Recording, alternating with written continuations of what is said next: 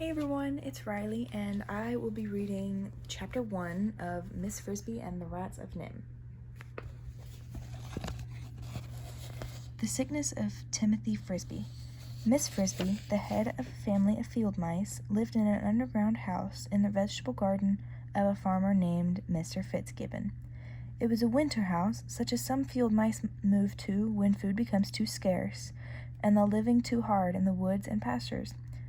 In the soft earth of a bean, potato, black-eyed peas, and asparagus patch, there is plenty of food left over for mice after the human crop has been gathered. Miss Frisby and her family were especially lucky in the house itself. It was a slightly damaged cinder block, the hollow kind with 2 oval holes through it.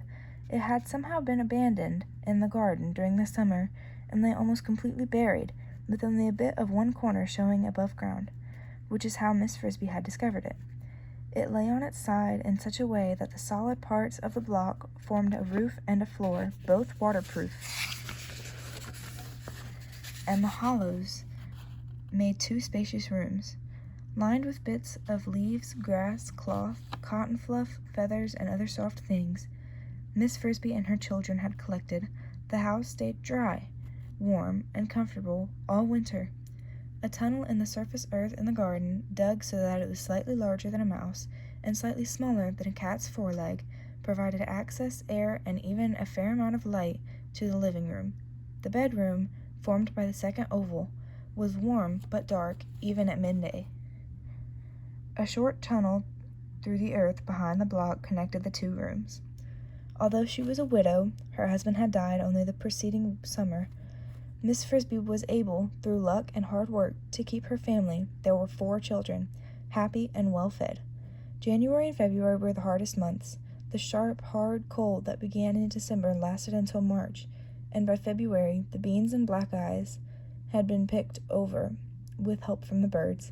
The asparagus roots were frozen into stone, and the potatoes had been thawed and refrozen so many times they had acquired a slimy texture and a rancid taste. Still, the Frisbys made the best of what there was, and one way or another they kept from being hungry. Then, one day at the very end of February, Miss Frisby's younger son, Timothy, fell sick. That day began with a dry, bright, icy morning. Miss Frisby woke up early, as she always did. Her and her family slept close together in a bed of down, fluff, and bits of cloth they had gathered, warm as a ball of fur. She stood up carefully so as not to awaken the children, and walked quietly through the short tunnel in the living room. Here it was not so warm, but not really cold either. She could see the light filtering down the entrance tunnel, that the sun was up and bright. She looked at the food in her pantry, a hollowed-out space lined with small stones in the earth behind the living room. There was plenty of food for breakfast and lunch and dinner too, for that matter. But still, the sight depressed her, for it was the same tiresome fare that they had been eating every day, every meal, for the last month. She wished she knew where to find a bit of green lettuce, or a small egg, or a taste of cheese, or a corn muffin.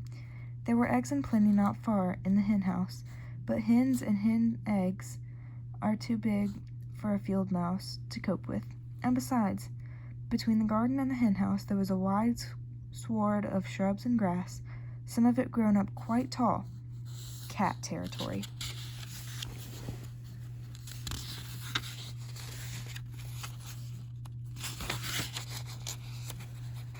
She climbed up the tunnel, emerging Whiskers first, and looked around warily. The air was sharp, and there was white frost thick in the ground and on the dead leaves in the edge of the wood across the garden patch. Miss Frisby set off over the gently furrowed earth, and when she reached the fence, she turned right, skirting the border of the forest, searching for her bright round eyes for a bit of carrot, a frozen parsnip, or something green. But there was nothing green at that time of year but the needles on the pine trees and the leaves on the holly, neither of which a mouse, or any other animal for that matter, can eat. And then, straight in front of her, she did see something green. She had reached the far corner of the garden, and there, at the edge of the woods where it meets the fence, was a stump. In the stump there was a hole, and out of the hole protruded something that looked a little like a leaf, but was not. Miss Frisby had no trouble at all going through the cattle wire fence, but she approached the hole cautiously. If the stump was hollow, as it seemed to be, there was no telling who or what might be living in it. A foot or so from the hole she stood still, and watched and listened. She could hear no sound, but from where she could see what the green was. It was, in fact, a yellowish-brownish green, a bit of corn shuck. But what was a corn shuck doing there? The cornfield was in a different part of the farm altogether, away beyond the pasture. Miss Frisby hopped closer, and then, carefully, crept up the side of the stump and peered inside.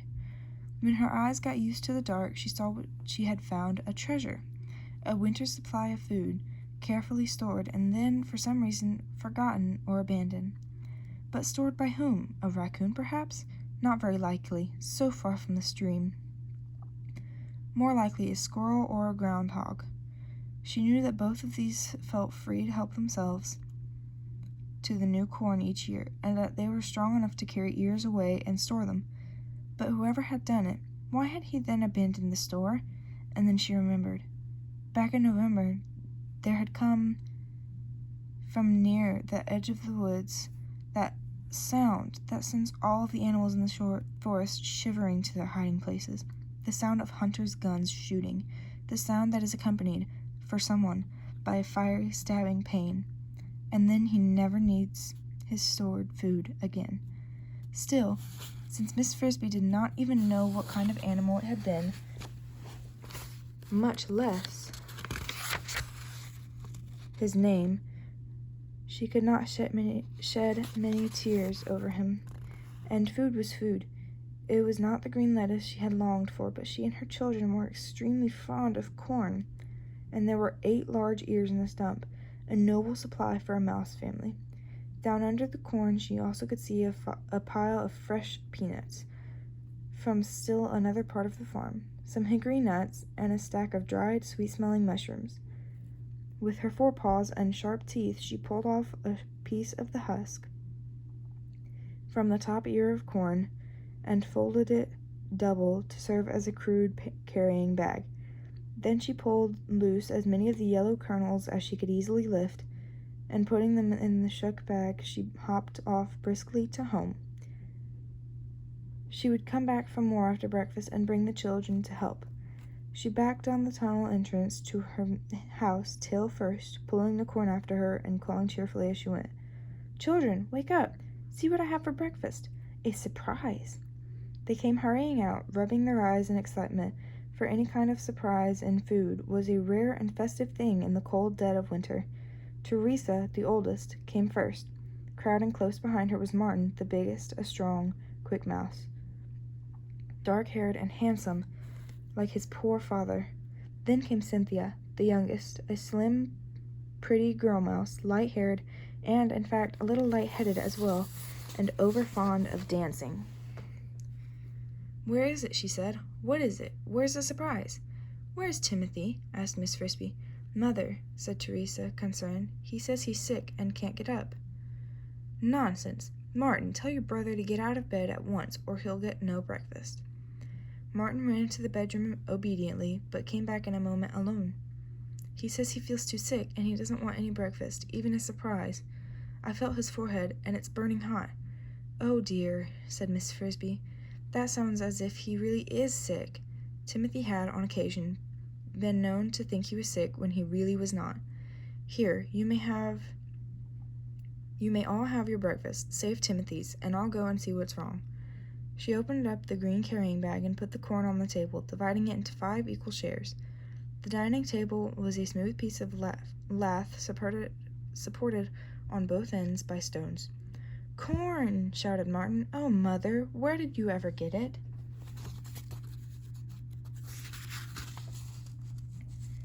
"Eat up," said Miss Frisby, "and a little later I'll show you, because there's a lot more where this came from," and she disappeared into the little hallway that led to the bedroom. "A lot more," Martin repeated, as he sat down with his 2 sisters. "That sounds like enough to last till moving day." "I hope so," Cynthia said.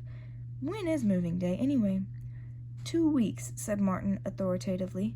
"Maybe 3. "Oh, Martin, how do you know?" protested Teresa. "What if it stays cold? Anyway, suppose Timothy isn't well enough?" At this dreadful thought, so casually raised, they all grew worried and fell silent. Then Cynthia said, "Teresa, you shouldn't be so gloomy. Of course he'll be well. He's just got a cold, that's all." She finished eating her corn, and so did the others.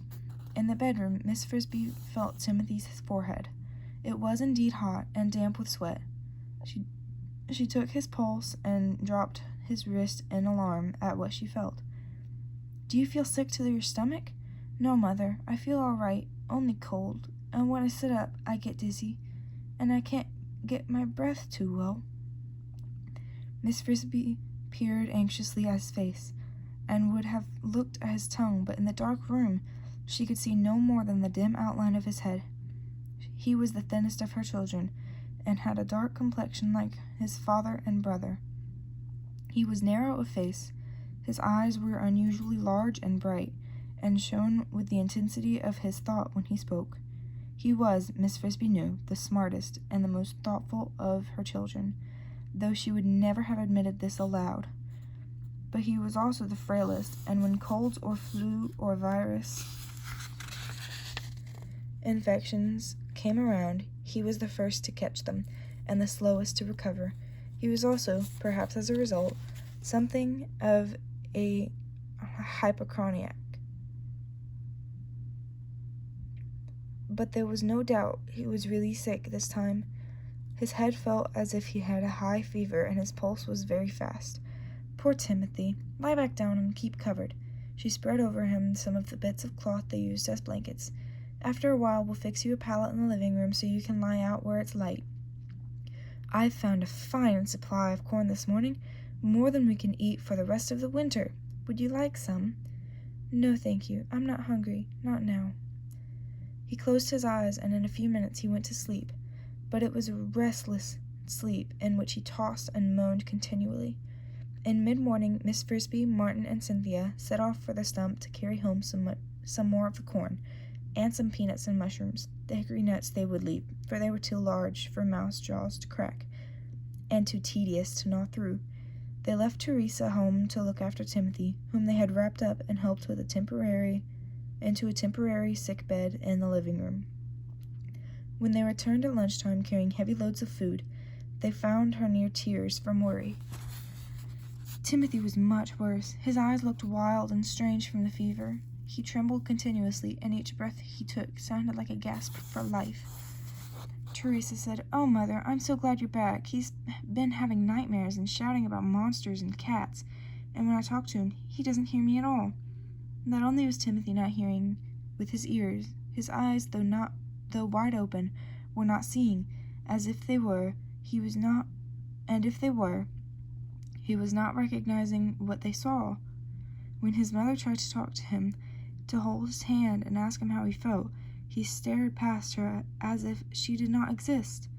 Then he gave out a long, low moan and seemed to be trying to say something, but the words would not form properly and made no sense at all. The other children stared in frightened silence. Finally, Martin asked, "Mother, what is it? What's wrong with him?" "He is terribly ill. His fever is so high, he has become delirious. There is nothing for it. I will have to go and see Mr. Aegis. Timothy must have medicine."